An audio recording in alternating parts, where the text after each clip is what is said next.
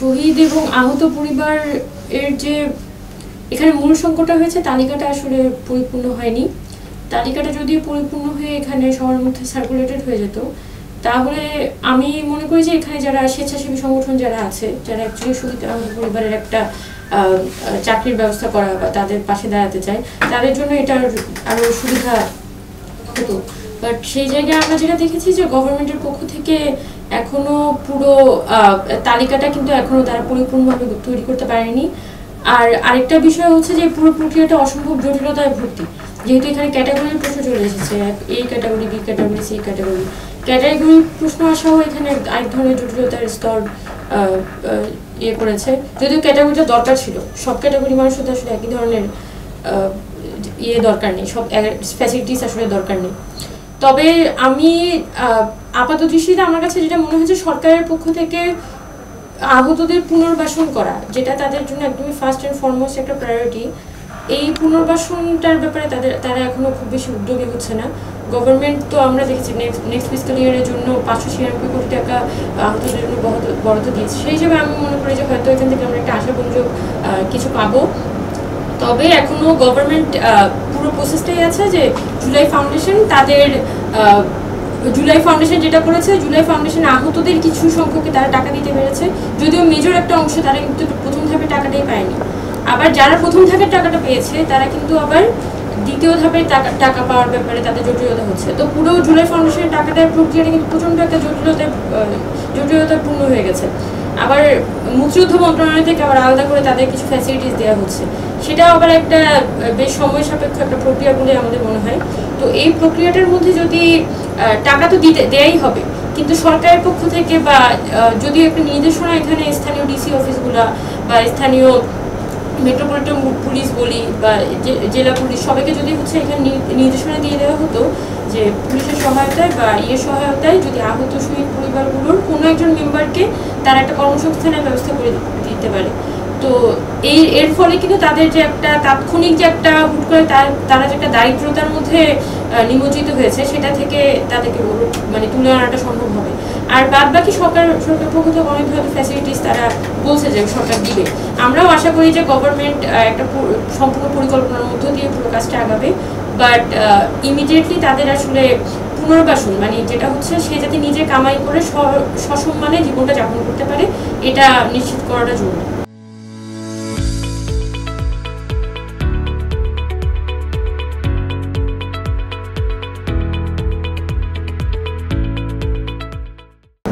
ছাত্র আন্দোলনের পক্ষ থেকে কিন্তু আমরা প্রথমে বলেছিলাম যে আপনারা শহীদ এবং আহতদের যে তালিকা সেটাকে পূর্ণাঙ্গ করুন, বাট এবং বৈষম্যবিরোধী ছাত্র আন্দোলনের পক্ষ থেকে কিন্তু একদম শুরুতে বৈষম্যবিরোধী ছাত্র আন্দোলনের যে স্বাস্থ্য বিষয়ক উপকমিটি তারা আগস্ট মাসে একটা তালিকা দিয়েছিল। সেই তালিকাটার মধ্যে আবার হয়তো কাটছাট করে গভর্নমেন্ট হয়তো সেটাকে ভিন্ন রিপ্লেস করতে পারতো, কিন্তু গভর্নমেন্ট আবার যে জুলাই ফাউন্ডেশন একটা প্রসেসের মধ্যে দিয়ে দিয়েছে এমআইএস ভেরিফিকেশন করা, এই অনেক বিশাল একটা ভেরিফিকেশন পদ্ধতির মধ্যে দিয়ে কিন্তু আবার তাদেরকে এনলিস্টেড করা হচ্ছে। এই পদ্ধতিগুলোর কারণে হতে পারে যে একটা বিশাল অংশের মানুষ তারা আসলে এই রাডারের বাইরে।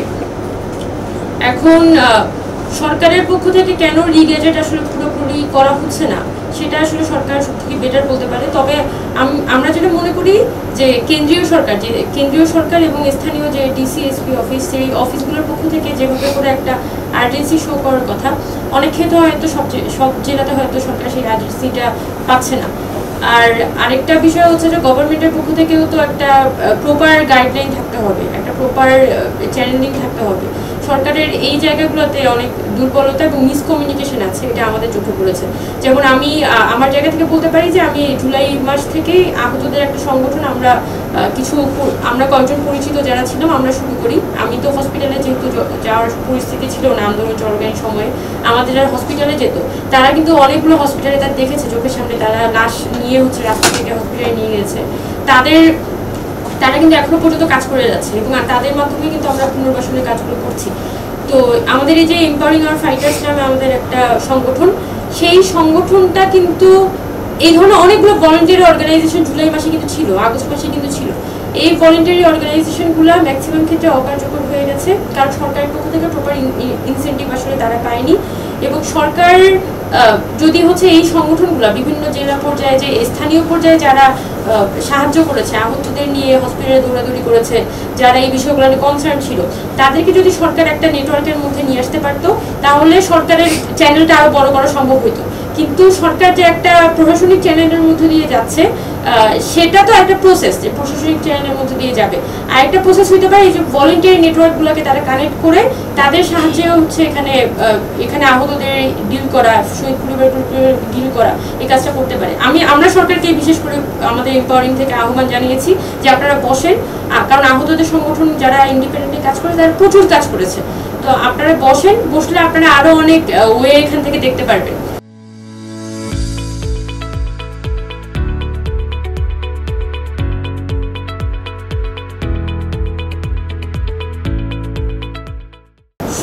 বৈষম্যবিরোধী ছাত্র আন্দোলন অ্যাজ এ অর্গানাইজেশন বলা যায় যে সেমি ফাংশনাল। আপনারা যদি জেলা পর্যায়ে দেখেন, জেলা পর্যায়ে কিন্তু কাজগুলো চলছে। এখন বৈষম্যবিরোধী ছাত্র আন্দোলনের তো অনেক ধরনের জটিলতা এই প্ল্যাটফর্মটার মধ্যে তৈরি হয়েছে। আপনি যদি একটু ডিপলি খেয়াল করেন, গত ফেব্রুয়ারি মাসে যখন, ফেব্রুয়ারি না সম্ভবত জানুয়ারি 1st or 2nd উইকে এখানে বলা হয় যে ছাত্রদের একটা নতুন দল আসছে, এবং পরে আমি শুনি যে এখানে ছাত্রদের একটা নতুন ছাত্র সংগঠনও হবে। তো যখন একটা নতুন দল এবং নতুন একটা ছাত্র সংগঠন হচ্ছে, তো তখন কিন্তু স্বাভাবিকভাবে একটা ফার্স্ট কোয়েশ্চেন আমাদের মধ্যে আসছিল, তাহলে বৈষম্যবিরোধী ছাত্র আন্দোলন প্ল্যাটফর্মটার কী হবে। কারণ আমি যখন মুখপাত্র হিসেবে আসছিলাম তখন কিন্তু আমার সাথে এখানে কমিটমেন্ট ছিল না যে মানে এখান থেকে খুব অতি শীঘ্রই 4-5 মাসের মধ্যে এখানে একটা দল হয়ে যাবে, সো এভরিওয়ান হ্যাভ টু রাশ, মানে এরকম একটা বিষয় আমি আসলে অবগত ছিলাম না। তো জানুয়ারি বা ডিসেম্বরের শেষ নাগাদ আমি হালকা হালকা শুনি যে দল নাকি 1 মাসের মধ্যেই হয়ে যাবে। তখন আমি বেশ অবাক হই যে এটা মানে এত জিনিসটা তো অপরিকল্পিত মনে হয়েছিল আমার কাছে। তো পরবর্তীতে আমরা তাও যারা বাকিরা ছিলাম তারা কিন্তু অ্যাপ্রোচ করেছিলাম যে আপনারা দল যেহেতু হচ্ছে আপনারা বৈষম্যবিরোধী প্ল্যাটফর্মটা একটা শুরু করে যান, আপনারা তো এখনো ওই প্ল্যাটফর্মটাতে আছেন বা এই প্ল্যাটফর্মটা নিয়ে কনসার্ন। সো এটা নিয়ে মিটিং করা, এটা নিয়ে হচ্ছে যে আমরা বেশ ফেব্রুয়ারি 20-21 তারিখের দিকে আমরা অনেকবার পুশ করেছি, কিন্তু তখন হয়তো তাদের একটা ব্যস্ততা ছিল, যেহেতু নতুন দল ঘোষণা করা একটা বিশাল কর্মযজ্ঞ। তো এটার পরে আমরা এক্সপেক্ট করেছিলাম যে আচ্ছা ঠিক আছে, যেহেতু দল ঘোষণা করেছে আপনারা তাহলে এখন এই প্ল্যাটফর্মটার ভবিষ্যৎ নিয়ে একটু পর্যালোচনা করেন। কিন্তু তখন আমরা দেখলাম যে একেবারেই এই প্ল্যাটফর্মটার ব্যাপারে আর কোনো ইন্টারেস্ট নেই। যে প্ল্যাটফর্মটাতে 2 দিন আগ পর্যন্ত আমি ছিলাম, 2 দিনের মধ্যে আমার এই প্ল্যাটফর্ম সম্পর্কে সকল ধরনের ইন্টারেস্ট দল ঘোষণার সাথে সাথে নষ্ট হয়ে গেল। এটা তো একটু আমার কাছে মনে হয়েছে এটা একটা আইরনিক্যাল ব্যাপার। এখন এসে যেটা খুব ভেরি রিসেন্টলি একটা কাউন্সিল হওয়ার কথা ছিল, বাট আমি যেটা শুনলাম যে এখানে কাউন্সিলের মধ্য দিয়ে যে নতুন নেতৃত্ব আসার কথা, কাউন্সিলের প্রসেসটাও নাকি আটকে আছে। সো লেটস সি যে তারা আসলে কোন দিকে যায়। তবে আমি একটা কথা এখানে বলতে পারি আমার দায়বদ্ধতার জায়গা থেকে, যেহেতু আমি আজকে অক্টোবর মাস থেকে আজকে আপনার মে মাস পর্যন্ত আমি এই প্ল্যাটফর্মটার সাথে নামে হলো আমি অ্যাফিলিয়েটেড আছি, কোনো না কোনোভাবে অ্যাফিলিয়েটেড আছি, এই নামটা আমি ব্যবহার করছি। আমার এটা বলতে হবে যে জেলায় বিশেষ করে আমরা জেলা পর্যায়ে যে কমিটিগুলো হয়েছে, এই কমিটিগুলোতে প্রচুর ভালো ছেলে যারা অ্যাকচুয়ালি আন্দোলনে খুবই অ্যাক্টিভ ছিল, এবং তারা কিন্তু একটা স্বপ্ন নিয়ে হচ্ছে এই জেলা পর্যায়ে কমিটিগুলোতে এসেছিল। বাট আনফর্চুনেটলি আমি যেটা দেখছি যে এই স্টুডেন্টরা কিন্তু একটা বড় ধরনের বিপদের মধ্যে তাদের জীবনটা চলে যাচ্ছে, কারণ তারা একটা অনিশ্চয়তার মধ্যে পড়েছে যে প্ল্যাটফর্ম এক্সিস্ট করবে কিনা। ওদিকে সবাই তাদেরকে প্ল্যাটফর্মের আগে যারা ছিল তারাই তাদেরকে বলছে যে তারা যাতে এনসিপি বা নতুন একটা ছাত্র সংগঠন সেখানে চলে যায়।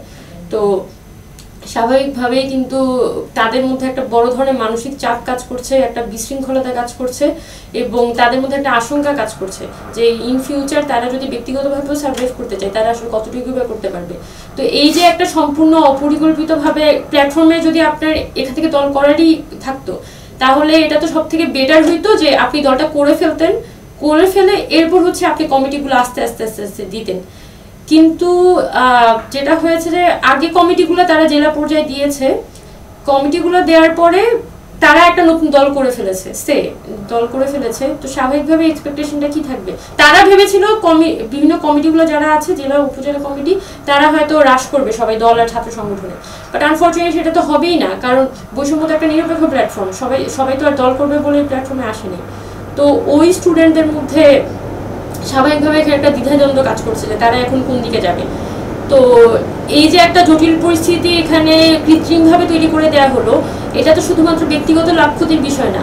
আমরা যদি এই দায়িত্বটা যদি তারা নিতেই না পারতো, এই দায়িত্বটা যদি হচ্ছে যে এই কমিটিগুলো যারা দিচ্ছে তারা যদি কমিটিগুলোর দায়িত্ব নিতেই না পারতো, তাহলে তাদের কমিটিগুলো দেওয়ারই বা দরকার কি ছিল? তারা দল করতো, দল করে এরপর তারা দলের কমিটিগুলো এক্সপ্লেন করতো। এটা মাছ মোর কি বলা যায়, স্বচ্ছ একটা বিষয় হইতো। বাট আমি এই বিষয়টা নিয়ে খুবই কনসার্ন যে আমাদের মানে জেলা পর্যায়ে যেসব কমিটিগুলো বৈষম্যবিরোধী ছাত্র আন্দোলন বর্তমানে আছে, তারা একটা তাদের নিয়ে আমি আসলে কনসার্ন। কারণ এখানে প্রচুর ছেলেপেলে তারা একদমই কলেজ পর্যায়ে আছে বা ইউনিভার্সিটি ফার্স্ট ইয়ারে আছে। এই স্টুডেন্টদের আমি চাই না যে তাদের কোনোভাবে ড্রিমটা শ্যাটার হোক বা তারা ভবিষ্যৎ বাংলাদেশ নিয়ে কোনোভাবেই আশা হতো। সো এই বিষয়টা নিয়ে আমার মনে হয় যে ভাবা উচিত। এগুলো অনেক জটিল প্রসেসের অংশ, তো তাই আমি সব কিছু ভুলেও বলতে পারছি না। তবে আমি স্পেসিফিক এই পয়েন্টটা বলে দিলাম যে আমাদের জেলা পর্যায়ের যে কমিটিগুলো আছে সেগুলো নিয়ে হয়তো যারা এনসিপি থেকে আছে তারা একটু বেটার ভেবে কমিটিগুলো দেওয়া উচিত ছিল।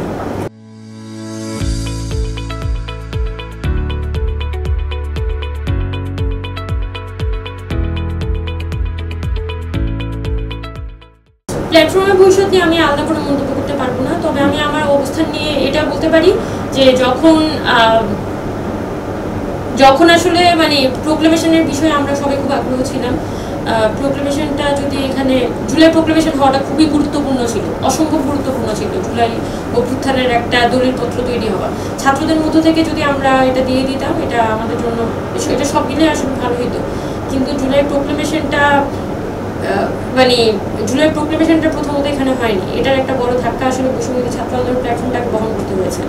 এবং যারা প্রোক্লেমেশন দেওয়ার প্রোগ্রামগুলো হাতে নিয়েছিল তারা তো নিশ্চয়ই একটা ক্যালকুলেটিভ ওয়েতেই আগাচ্ছিল যে আচ্ছা ঠিক আছে এটা আমরা করলেও এই ফর্মাল প্রোক্লেমেশনটা আদায় করে নিয়ে আসবো। এবার যখন প্রোক্লেমেশনটা বাতিল করার প্রোগ্রামটা বাতিল করার কথাও বলা হচ্ছিল, তখনও তো তাদের নিশ্চয়ই একটা সুনির্দিষ্ট পরিকল্পনা থাকবে যা নিশ্চয়ই আগামী 1 সপ্তাহের মধ্যে বা 10 দিন সময় নিয়ে গভর্নমেন্ট প্রোক্লেমেশনটা দিয়ে দিবে। এটা কিন্তু আমাদেরকে বলা হয়েছিল যে 10 দিন সময় নিয়ে প্রোক্লেমেশনটা দিয়ে দেওয়া হবে। কিন্তু 10 দিন কি, আজকে তো আপনার 4 মাস চলে গেল, 5 মাস চলে গেল, এখন পর্যন্ত প্রোক্লেমেশনের কোনো নামগন্ধ নেই। তার মানে আপনি যে কথাটা বলছেন আপনি সেটা দায়িত্বটা আসলে নিতে পারছেন না। এটা তো আমার ক্ষেত্রেও আসলে বর্তাবে। আমি প্ল্যাটফর্মটার দায়িত্ব নেওয়ার পরে আমি এই জিনিসটা অনেক বেশি ফিল করেছি যে আমি অনেক জায়গায় কথাই বলতাম না, কারণ কথা বলতে গেলে তো আমার হাতে তো এখতিয়ারটা নাই, তাহলে ওই জিনিসটা আমি করতে পারবো না। তবে আপনি যে কথাটা বললেন যে বৈষম্যবিরোধী ছাত্র আন্দোলন প্ল্যাটফর্মটার বর্তমান বা ভবিষ্যৎ কি হবে, আমি এটা বলতে পারি যে যখন এখানে নতুন রাজনৈতিক দল হয়েছে, আমার খুবই একটা সৎ ইন্টেনশন ছিল যে এই প্ল্যাটফর্মটার আসলে রিসাফল হওয়াটা জরুরি। যারা কাজ করতে যায়, ইটস নট লাইক যে মানে কি বলবো, মানে আমাকেই থাকতে হবে বা আমারই একটা একক কর্তৃত্ব কিছু থাকতে হবে, আমার মধ্যে এই ধরনের কিছুই ছিল না। আমার হচ্ছে এই জিনিসটা রিসাফল হইতে হবে। এবং এতদিন পর্যন্ত যে কাজগুলো করা সম্ভব হয় নাই, জুলাই নিয়ে যে কাজগুলো করার স্বপ্ন আমরা দেখেছিলাম, এই যে আমি একটু আগে আপনাকে আহত শহীদ পুনর্বাসন এসব কথা বলছিলাম, এর বাইরে জুলাইয়ের যে একটা প্রপার ডকুমেন্টেশন হওয়া, এরপর জুলাই আওয়ামী লীগের বিচার নিয়ে হচ্ছে একটা প্রপার অল আউট মুভ করা, ছাত্র সংগঠনগুলোকে একসাথে নিয়ে আসা, এইগুলোর জন্য আমি কিন্তু এই বৈষম্যবিরোধী ছাত্র আন্দোলনে অ্যাকচুয়ালি গিয়েছিলাম। কিন্তু সেই কাজগুলো আমি 4 মাসে করতে পারিনি। তো আমার ইন্টেনশন ছিল, যেহেতু আমি করতে পারি নাই অক্টোবর থেকে ফেব্রুয়ারি পর্যন্ত, সো হোয়াই নট এখন আমি ট্রাই করি। তো এই এখন যদি প্ল্যাটফর্মটা রিসাফল হয়, তাহলে আমি এবং যারা দায়িত্ব নিতে চায় তারা সকলে মিলে হচ্ছে প্ল্যাটফর্ম থেকে আওয়ামী লীগের বিচারের প্রশ্নগুলো আরো বেশি কি বলা যায়, আরো বেশি ভালোভাবে আমরা তুলতে পারবো। কিন্তু আমি তো দেখলাম যে এই যে মানে এখন তো খুব বেশি আসলে পদের দাবিদার নেই, এটার জন্য আসলে খুব জটিল একটা, এখানের মধ্যে আসলে নানান ধরনের জটিলতা তৈরি হয়ে গেছে।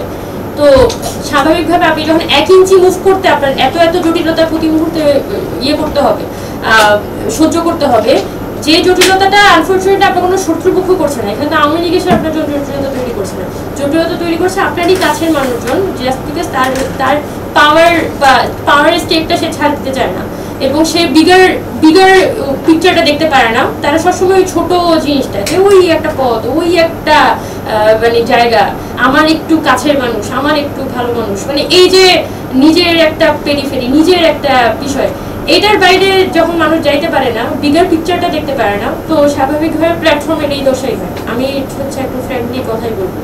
তো আমি আমার জায়গা থেকে এটা বলতে পারি যে আজকে এসে আমি চেষ্টা করছি, সর্বোচ্চ চেষ্টা করছি যে এই জুলাই বলি বা মানুষের যে একটা আকাঙ্ক্ষা ছিল, এগুলোকে আসলে কিভাবে আরো সংগঠিত ফর্মে বাংলাদেশে আনা যায়, এখন সেগুলো আসলে ভাবাটা জরুরি।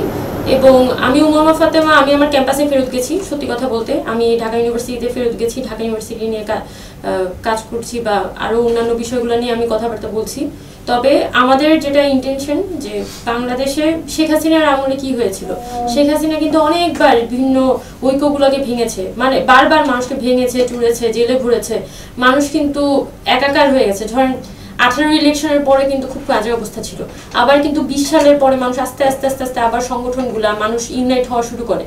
সো এটা হয়, একটা সময় থাকে যে সবকিছু শ্যাটার হয়, আবার হয় যে সবকিছু আবার গড়ে উঠতে থাকে। So it will take time. আমার মনে হয় যে এই যে জুলাইয়ের যে একটা বিশাল একটা গণ অভ্যুত্থান হয়েছিল, এই অভ্যুত্থানটা আসলে বিয়ন্ড এভরিথিং, মানে আমাদের কল্পনারও বিয়ন্ড, আমাদের ক্যাপাসিটিরও বিয়ন্ড।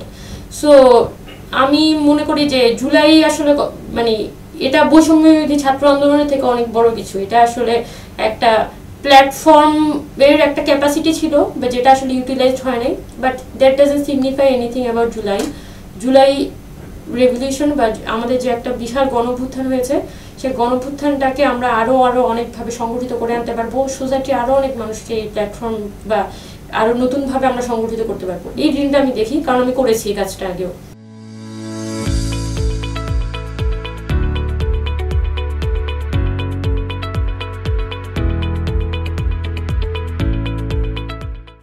অবশ্যই পলিটিক্যালি ইন্টারেস্ট, মানে বিভিন্ন পলিটিক্যাল গ্রুপগুলোর মধ্যে যেটা ইন্টারেস্টের যে একটা দ্বন্দ্ব, সেটার কারণ হচ্ছে ডাকসু ইলেকশন বলি, চাকসু রাকসু, কোনো ছাত্র সংসদ ইলেকশন দেখতে পারে। ওইটা যেটা আমি বললাম, কেউ আসলে বিয়ন্ড গিয়ে বিগার পিকচারটা তো আসলে দেখতে চায় না।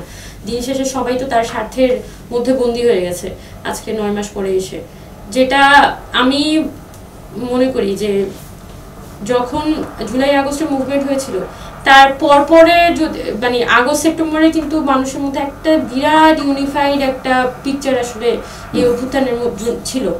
তো ওই ইউনিফাইড পিকচারটাকে পিকচারাইজ করার জন্য সব ছাত্র সংগঠনকে কিন্তু যদি একসাথে মুভ করানো যেত, এটা একটা গেম চেঞ্জার হতো।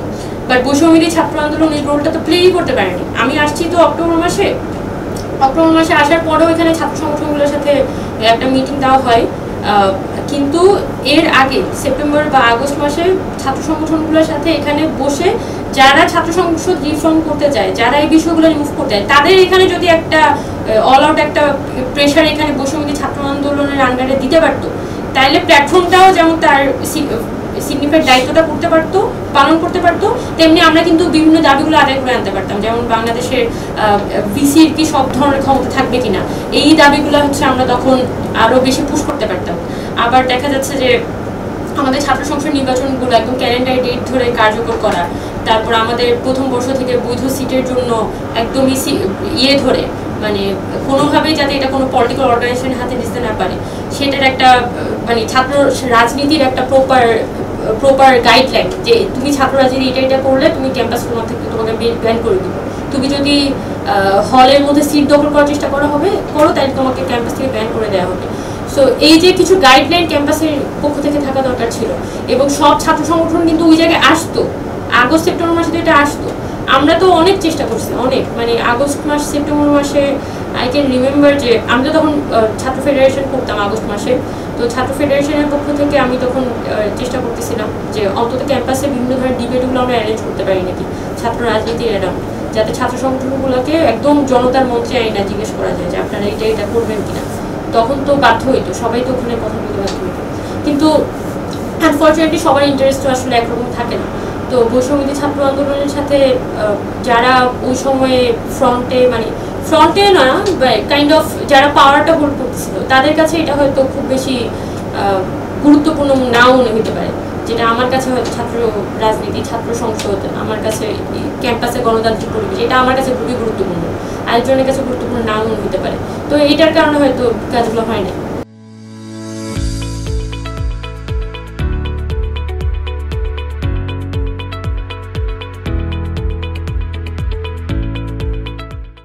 জুলাইয়ে নারীর পার্টিসিপেশন আসলে কি সিগনিফাই করে, সেটা হচ্ছে নারী যে আমরা সবসময় পলিটিক্যালি মেয়েদেরকে আসলে কীভাবে ইয়ে করা হয় যে মেয়েরা অ্যাজ এ হোল তারা পলিটিক্স নিয়ে ভাবেই না, পলিটিক্স নিয়ে তাদের কোনো আইডিয়াই নেই, তাদের দিন দুনিয়া হচ্ছে যে তাদের ঘর বাড়ি জামা কাপড় এসবের মধ্যে। আর মেয়েরা যা একটু ভাবে ওইটা হচ্ছে দেখা যায় যে কি বলে শুধুমাত্র নারী অধিকার বা এগুলো নিয়ে কথা বলবে। সো যে নারীরা আবার পলিটিক্সে আসে তাদেরকে দেখা যায় যে নানানভাবে একটা কালার করবে, ও আচ্ছা ও আসছে নারী রিপ্রেজেন্টেশন করার জন্য, নাথিং এলস, ও আসলে মেইনস্ট্রিম পলিটিক্স করার জন্য না, ও মানে নারীদেরকে যে নানান ফ্রেমওয়ার্কে বেঁধে ফেলার চেষ্টা করে, যারা পলিটিক্সে আসেও তাদেরকে নানান ধরনের ফ্রেমওয়ার্কে বেঁধে ফেলার চেষ্টা করা হয়।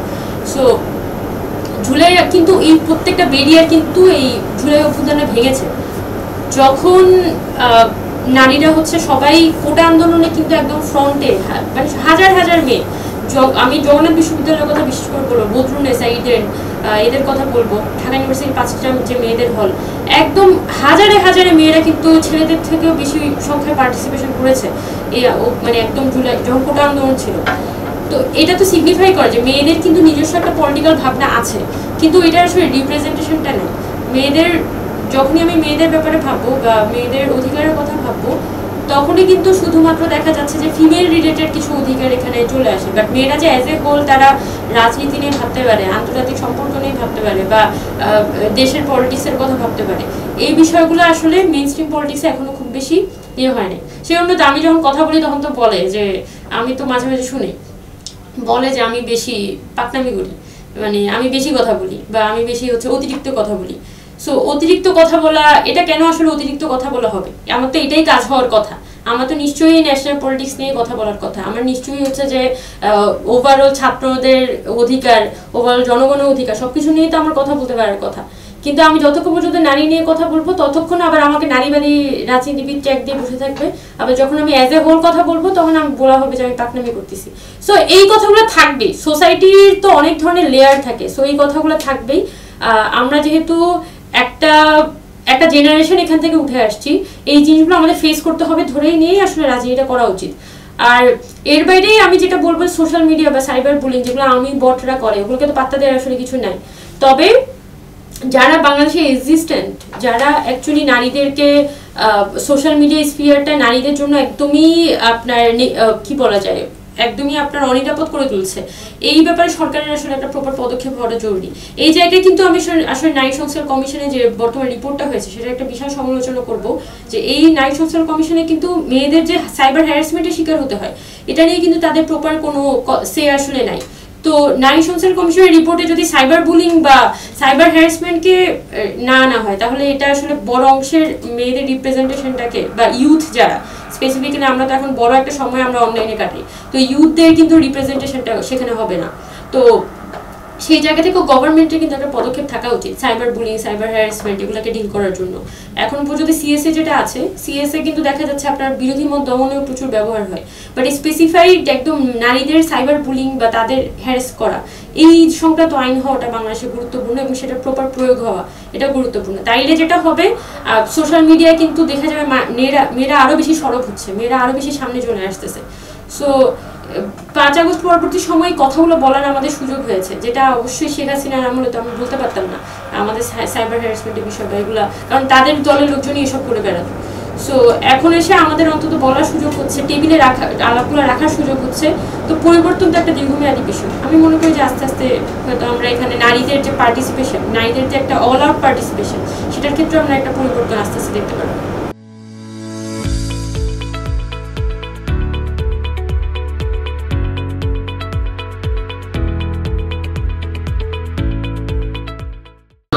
আসলে কখনো এই ধরনের কোনো ইয়ে ছিল যে উপদেশটা মেয়েদের হইতেই হবে বা মানে কেন উপদেশটা হওয়ার মধ্যে দিয়ে জিনিসটা সিগনিফাইড হবে, এটা আসলে আমার কাছে মনে হয় না। যে 3 জন আসলে ছাত্রদের পক্ষ থেকে উপদেষ্টা পরিষদে গিয়েছে, সেই 3 জনের আন্দোলনে যথেষ্ট ভালো ভূমিকা ছিল এবং সবাই তাদেরকে চিনে, সবাই তাদের ভূমিকা সম্পর্কে অবগত, আলাদা করে এখানে বলার মতো কিছু নেই।